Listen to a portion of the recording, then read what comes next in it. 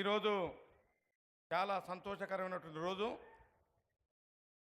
కీర్తిశేషులు పెద్దలు ఈ ప్రాంతానికే వన్నె తెచ్చినటువంటి స్వర్గీయ ఎస్ జయపాల్ రెడ్డి గారి కాంస్య విగ్రహ ఆవిష్కరణకు ఇచ్చేసినటువంటి నల్లమల్ల ముద్దుబిడ్డ, మనందరికీ దళిత గిరిజన రైతు బాంధవుడు, ఈ రాష్ట్ర ముఖ్యమంత్రి పెద్దలు గౌరవనీయులు నల్లమల్ల ముద్దుబిడ్డ పెద్దలు రేవంత్ రెడ్డి గారు, వారితో పాటు విచ్చేసినటువంటి ఇన్ఛార్జి మంత్రివర్యులు దామోదరం నరసింహ గారు, అదేవిధంగా జిల్లా మంత్రివర్యులు జూపల్లి కృష్ణారావు గారు, మరి ఎంపీ మల్లురవి గారు, నాతో శాసనసభ్యులు అందరూ కూడా నమస్సుమందులు తెలియజేస్తూ, ఈ ప్రాంతానికి రాజకీయానికి వన్నె తెచ్చినటువంటి గొప్ప నాయకుడు స్వర్గీయ ఎస్ జయపాల్ రెడ్డి గారు.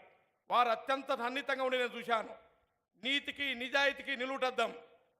ఎక్కడ మాట చెప్పినా, ఎవరికి మాట ఇచ్చినా ఈ ప్రాంత అభివృద్ధి కోసం ఎప్పుడు కష్టపడి పనిచేసి పాలమూరు జిల్లాను పార్లమెంటులో తెలిసే విధంగా పనిచేసినటువంటి గొప్ప నాయకుడే స్వర్గీయ జయపాల్ రెడ్డి గారు.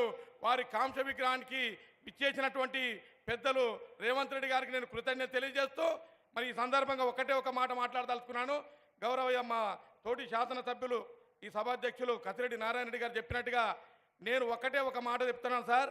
ఈ నల్లమల్ల ప్రాంతం తెలంగాణ రాష్ట్రానికే ఇది ఊటీ లాంటి ప్రాంతం. ఇక్కడ అనేకమైనటువంటి లోయలు, గుట్టలు, చెట్లు చాలా ఆహ్లాదకరంగా ఉంటుంది. ఈ మధ్యనే 2 మంత్రులు, ఒక 12 మంది ఎమ్మెల్యేలను పోయి అవన్నీ కూడా చూసాం సార్. నా రిక్వెస్ట్ ఏమిటంటే, ఇది ఒక not only for Nallamala, Achampet లేకపోతే నాగరికర్నూలు జిల్లాకే కాకుండా రాష్ట్రానికే తలమానికం. దయచేసి మీరు అందరూ కూడా, మీకు కూడా ఆ విషయాలు చాలా తెలుసు సార్. మీరు మల్లేరు తీర్థం కానీ, వ్యూ పాయింట్ కానీ అవన్నీ మీరు చూశారు సార్. కాబట్టి దయచేసి నా రిక్వెస్ట్ ఏమిటంటే, నల్లమల్ల అటవీ ప్రాంతాన్ని టూరిజం హబ్గా ప్రకటించాలని కోరుతా ఉన్నాను. 14 ప్లేసులు ఉన్నాయి సార్.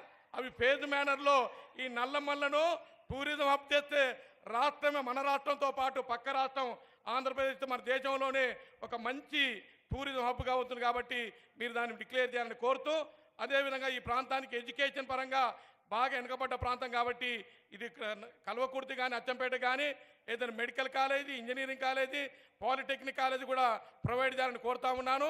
అన్నిటికి మించి నల్లమల్లలో ఉన్నటువంటి ఔషధ మొక్కలు ఉన్నాయి సార్.